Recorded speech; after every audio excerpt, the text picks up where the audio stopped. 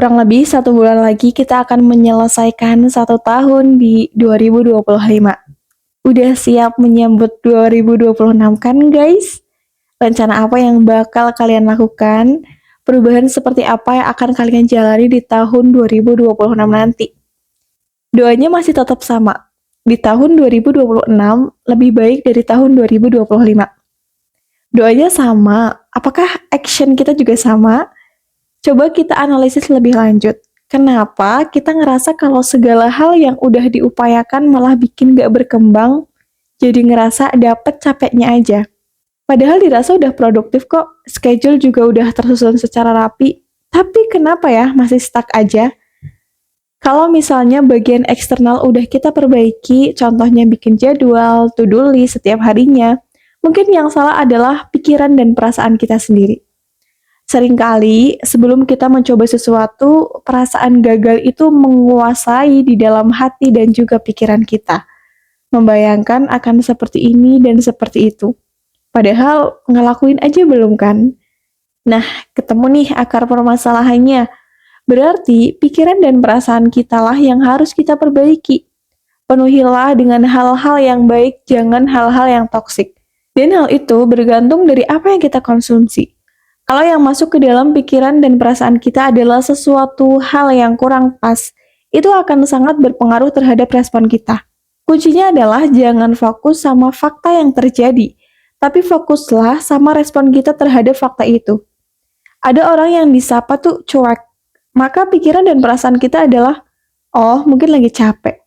Daripada kita mikir, nih orang songong banget ya, disapa malah nggak baliknya apa.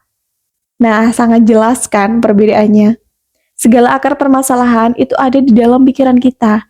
Jadi mulai sekarang, riset semua yang ada di dalam pikiran kita, kosongkan dan mulailah berevolusi untuk tahun 2026 nanti. Persiapkanlah dari sekarang. Dan satu hal penting di dalam revolusi ini adalah perbaiki pikiran dan perasaan. Controlling apa yang masuk ke dalam pikiran kita. Mulailah untuk memilah-milah tontonan yang berguna bagi perbaikan hidup kita untuk kedepannya. Terkadang kita ngerasa kayak, ya hidup tuh cuma sebentar, jadi enjoy your life kayak gitu kan.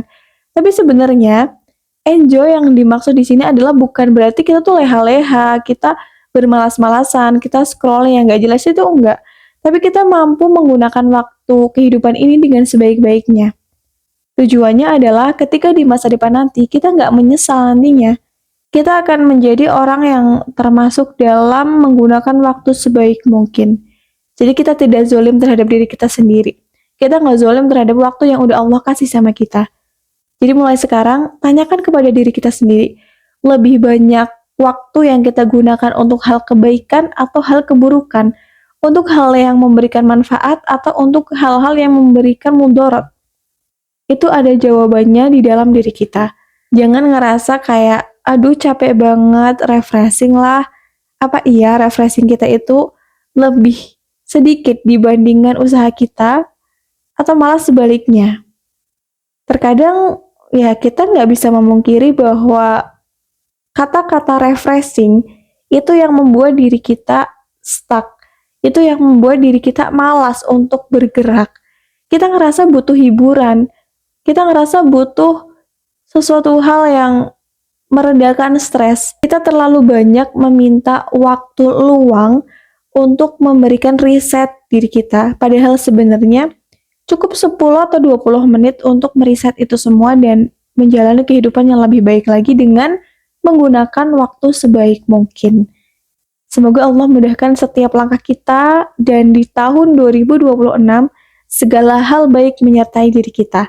Nah, itu aja yang mungkin aku bisa sampaikan kepada kalian semuanya. Terima kasih telah mendengarkan. Nantikan video selanjutnya. Wassalamualaikum warahmatullahi wabarakatuh. Annyeong.